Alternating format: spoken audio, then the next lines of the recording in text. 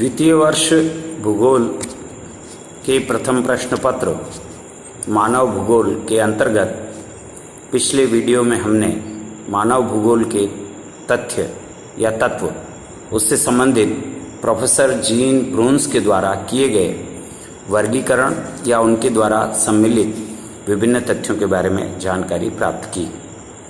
आज हम एल्वर्स हंटिंगटन के अनुसार मानव भूगोल के तथ्यों पर चर्चा करेंगे।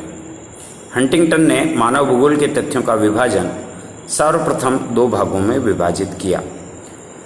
पहला भौतिक और प्राकृतिक दशाएं, फिजिकल और नेचुरल कंडीशंस।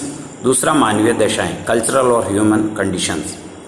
भौतिक दशाओं के अंतर्गत पृथ्वी के ग्रही संबंध, दूसरा स्थलाकृतिक, तीसरा विभिन्न जलीय क्षेत्र, फिर मिट्टी, फिर खनिज संपदा, फिर जलवायु तथा मानवीय दशाओं के अंतर्गत उसकी मुख्य आवश्यकताएं जैसे भोजन, वस्त्र, मकान, मुख्य व्यवसाय जैसे शिकार करना, पशुपालन, मछली पालन, कृषि, लकड़ी काटना, खान खोदना, निर्माण कार्य करना, व्यापार करना, स्वास्थ्य रक्षा, संस्कृति, सरकार बनाना, शिक्षा, विज्ञान, धर्म, कला और संस्कृति, इन तथ्यों को सम्मिलित किया। तो इसमें सबसे पहले जो प्रोफेसर एल्वर्स हंटिंगटन चाहते थे, अभी एक डायग्राम के माध्यम से भी मैं इस वीडियो के समापन पर कुछ चित्र आपको प्रदर्शित करूंगा, जिसमें हंटिंगटन ने विभिन्न प्रकार के डायग्राम के माध्यम से मानव भूगोल के तथ्यों को समझाने का प्रयास किया। उसमें से पहला बड़े तौर पर यदि देखें हम तो फिजिकल कंडीशंस, भौतिक दशाएं, उसमें जो चीज़ें सम्मिलित हुई है उनको बिंदु अनुसार हम यहाँ पर उद्धृत करेंगे। पहला है पृथ्वी एक ग्लोब के रूप में, अर्थ एज ए ग्लोब।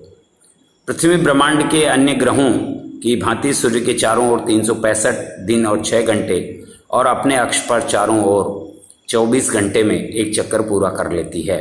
इन गतियों के कारण ही अपने अक्ष पर 23.5 डिग्री के झुके होने के कारण विभिन्न ऋतुओं का होना, दिन रात का बनना, दिन रात का छोटा और बड़ा होना आदि क्रियाएं संचालित होती है।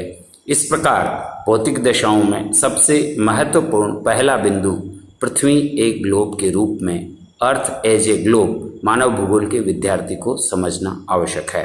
नंबर 2, दूसरा है लैंडफॉर्म्स। पृथ्वी पर महाद्वीप है, महासागर है, पर्वत है, पठार है, मैदान है, विभिन्न प्रकार की भू आकृतियाँ हैं, स्थलाकृतियाँ हैं। ये सभी अलग अलग रूप से जलवायु को प्रभावित करती है, मिट्टी और अन्य दशाओं को भी प्रभावित करती है और स्वयं भी जलवायु से भी प्रभावित होती है। विभिन्न स्थलीय क्षेत्रों में रहने वाले लोगों की कार्यकुशलता अलग अलग होगी, अलग अलग रहन सहन होगा, अलग अलग खान पान होगा, अलग अलग वेशभूषा होगी, अलग अलग रीति रिवाज होंगे। इन सब पर भी विभिन्न भू आकारों का प्रभाव स्पष्ट रूप से पड़ता है। जलाशय, वाटर बॉडीज। पृथ्वी पर 71% भाग पर जल फैला है। जल महासागरों, सागरों, झीलों, नदियों के रूप में यहाँ पर दृष्टिगोचर होता है। जल जलवायु और मनुष्य की सारी क्रियाओं का महत्वपूर्ण आधार है। नदियाँ जल के साथ लाई हुई मिट्टी के निक्षेप से उपजाऊ मैदानों का निर्माण करती है।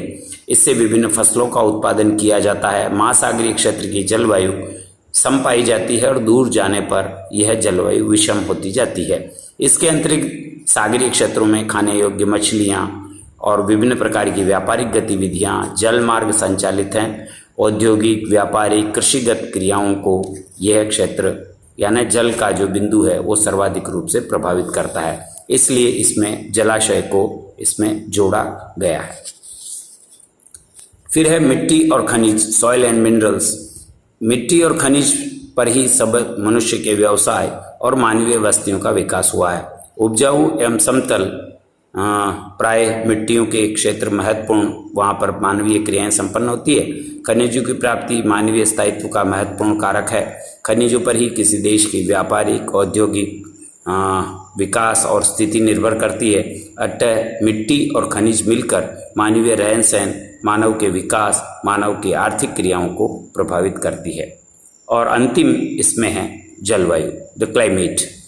विभिन्न कृषिगत फसलों का उत्पादन, मानवीय बस्तियों का विकास, विभिन्न औद्योगिक और व्यापारिक क्रियाओं का संचालन आदि उत्तम जलवायु पर ही निर्भर करता है। जलवायु विज्ञान के विद्यार्थी प्रथम वर्ष में हमने पढ़ा है कि जलवायु विज्ञान के अंतर्गत जलवायु के कारकों की वजह से मनुष्य की गतिविधियां भी प्रभावित होती है और यही कारण है कि अधिकतर विकसित देश शीतोष्ण कटिबंधीय जलवायु में हैं, जहां मनुष्य के रहने की सबसे उत्तम दशाएं उपलब्ध है।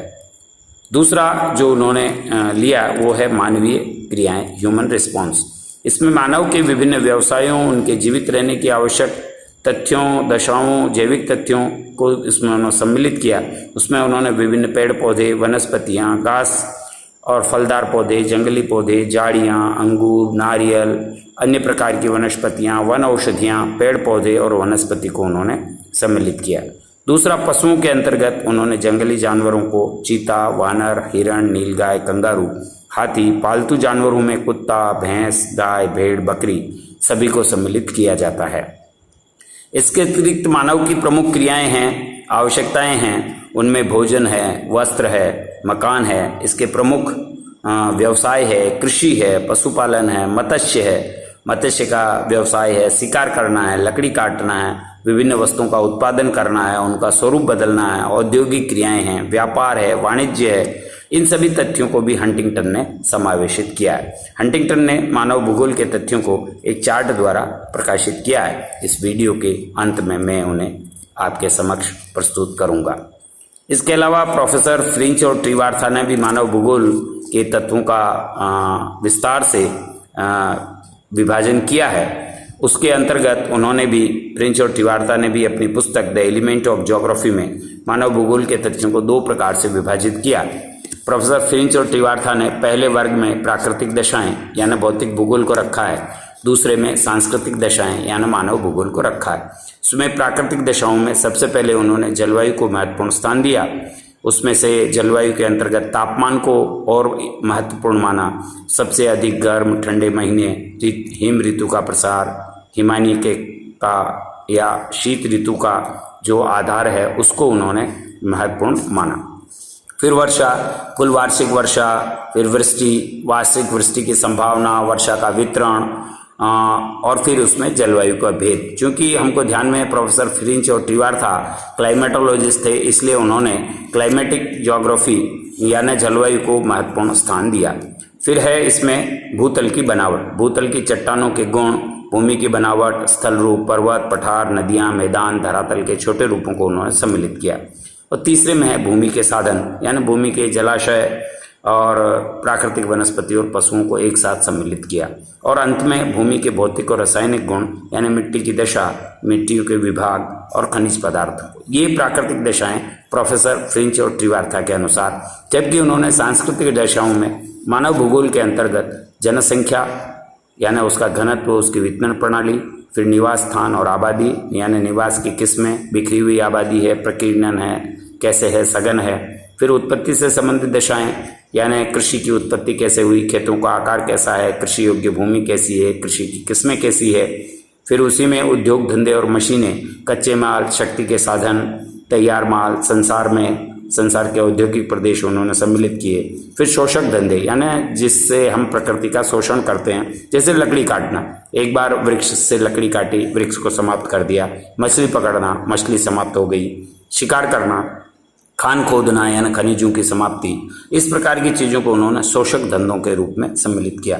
और अंत में आवागमन की दशाएं, उसमें पृथ्वी तल के मार्ग, जल मार्ग, उनका घनत्व, स्थल मार्ग, उनका घनत्व, रेल मार्ग, वायु मार्ग, आवागमन के और निर्यात, व्यापार, ये सब चीज़ें भी उन्होंने इसमें सम्मिलित की। इस प्रकार अधिकांश विद्वानों का यदि विवरण और वर्गीकरण देखेंगे तो सबने मूल रूप से दो चीज़ों को सम्मिलित किया है मानव भूगोल के तथ्यों में, पहला प्राकृतिक दशाएं और दूसरा सांस्कृतिक दशाएं।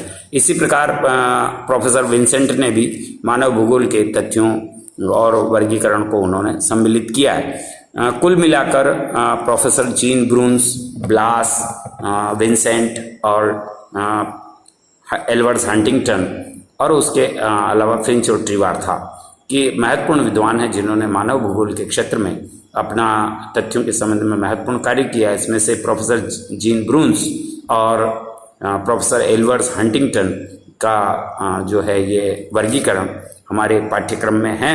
संदर्भ के लिए अन्य विद्वानों के नाम भी मैंने यहाँ उल्लेखित किए। आज इतना ही। अगले वीडियो में आपको मानव भूगोल का अन्य सामाजिक विज्ञानों के साथ संबंध यानी relations of human geography with other social sciences अपन देखेंगे। आज इतना ही। धन्यवाद।